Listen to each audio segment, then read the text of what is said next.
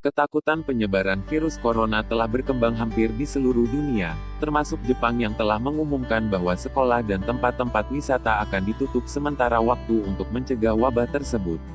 Menurut laporan ada lebih dari 256 kasus yang dikonfirmasi dengan 6 kematian terjadi karena virus corona di Jepang.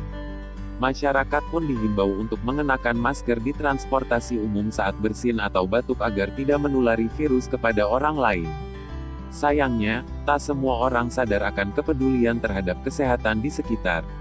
Seperti terjadi oleh pria ini yang tak mengenakan masker saat batuk di kereta. Hal itu pun membuat penumpang lainnya merasa kesal. Belum lama ini sebuah video yang memperlihatkan seorang pria memarahi penumpang lain di kereta, karena tak mengenakan masker saat batuk jadi viral. Video tersebut diunggah oleh pengguna Twitter Aerial. Video yang telah dilihat 2,1 juta itu menunjukkan seorang pria lebih muda duduk di sisi kiri. Menurut laporan Japan Today, pria yang lebih tua itu duduk di dekatnya dan kehilangan kesabaran ketika mendengar pria yang lebih muda itu batuk. Dia kemudian memberitahu penumpang yang batuk untuk menghentikan apa yang dia lakukan. Pria yang lebih tua kemudian mundur dan duduk kembali. Setelah itu, pria muda itu membalas dengan memberitahu penumpang lain bahwa pria tua itu bertingkah aneh. Hal tersebut menyebabkan pria yang lebih tua menjadi marah lagi.